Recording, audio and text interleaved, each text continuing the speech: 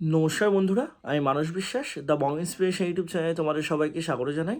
আশা করি তোমরা সবাই সুস্থ আছো এবং ভালো আছো।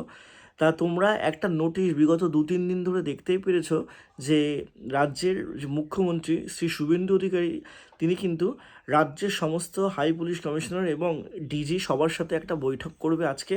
তোমাদের এই যে ডব্লিউপি যে রিক্রুটমেন্ট বোর্ড বা কেপি রিক্রুটমেন্ট বোর্ড সমস্ত কিছু নিয়ে আলোচনা করবে, পুলিশদের সাথে আলোচনা করবে। এই বিষয়বস্তুটা অ্যাকচুয়ালি কী দেখো, এটা দুটো সম্ভাবনা হতে পারে। একটা হচ্ছে হয় তারা যে পেন্ডিং রেজাল্ট আছে বা নোটিফিকেশান যেগুলো আছে সেগুলোকে তারা পাবলিশ করার চেষ্টা করবে, না হলে আমাদের রাজ্যের তো একটা পালাবদল হয়েছে, পালাবদল হয়ে যাওয়ার পর একটা মন্ত্রিসভা গঠন হয়েছে, নতুন সরকার এসেছে, তারা পুরো রাজ্যের যে পুলিশি পরিস্থিতি সেই কাঠামোটা নিয়েও বিচার করতে পারে বা কথা বলতে পারে, দুটো ক্ষেত্রে হতে পারে।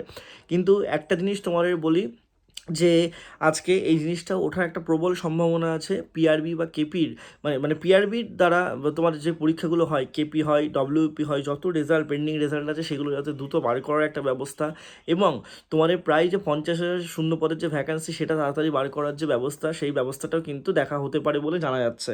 আর একটা কথা তোমরা জেনে রেখে দাও যে 2020-21 সালের বাজেটেই কিন্তু, মানে রাজ্যের বাজেটে অনেক শূন্য পদ, প্রায় লাখের কাছে তোমাদের কনস্টেবলের শূন্য পদের একটা কিছু হয়তো সোনা সেখানে গেছিলো বা শূন্যপদ ফাঁকা ছিল, সেই জায়গাটায় খুব অল্প সংখ্যক পুলিশ কিন্তু এই কয়েক বছরে নিয়োগ হয়েছে। 2018-19 নিয়োগ হয়েছে, 20 নিয়োগ হয়েছে, দেন তারপরে তোমাদের 24 কিন্তু নিয়োগ হয়েছে, তার আগে পরে কিন্তু সেরকম কনস্টেবলের নিয়োগ কিন্তু হয়নি। এবং তোমরা ইতিমধ্যেই জানো যে তোমাদের কলকাতা পুলিশের প্রিলিড রেজাল্ট এখনও বেরোয়নি, তোমাদের ডব্লিউপি কনস্টেবল 2024 এখনও ফাইনাল রেজাল্টটা আটকে আছে, তোমার কেপি এসআইয়ের মেনের রেজাল্টটা আটকে আছে, ডব্লিউপি এসআইয়ের রেজাল্ট আটকে আছে, অনেক পরীক্ষার তোমাদের কিন্তু পেন্ডিং আছে।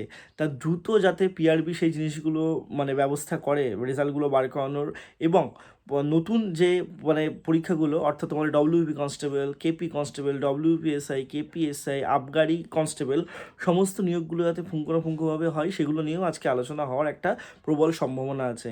আমি এইটুকু বলি, চাকরি প্রার্থীদের জন্য এই সময়টাই সবথেকে বেশি গুরুত্বপূর্ণ, কারণ এই সময়টাই তোমরা কিন্তু অ্যাকচুয়ালি পড়াশোনাটা করবে। তোমরা নোটিফিকেশন বার করার পর যদি পড়াশোনা করার কথা ভাবো তাহলে কিন্তু অনেকটাই ভুল করবে। তোমরা এই সময় পড়াশোনাটা ভালোভাবে করবে, তবেই তোমরা যদি 6 মাস পর বা তোমাদের 5 মাস পর বা 3 মাস পর নোটিফিকেশন বেরোয়, পরে পরীক্ষা হলে তোমরা কিন্তু ভালো র্যাঙ্ক করতে পারবে। ঠিক আছে, তা পড়াশোনাটা এই সময়ের মধ্যে থেকেই শুরু করতে হবে।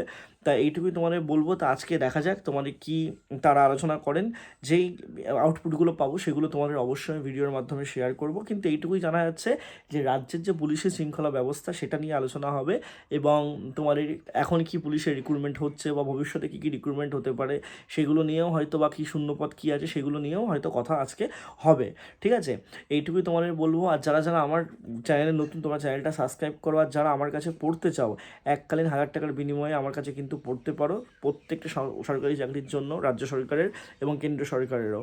তোমাদের কোনো মাসিক ফিস নেই, কোনো অ্যাডমিশন ফিস নেই, এককালীন 1000 টাকার বিনিময়ে তোমরা কিন্তু আমার ব্যাচে যুক্ত হতে পারবে। সবাই সুস্থ থেকো, ভালো থেকো, ধন্যবাদ।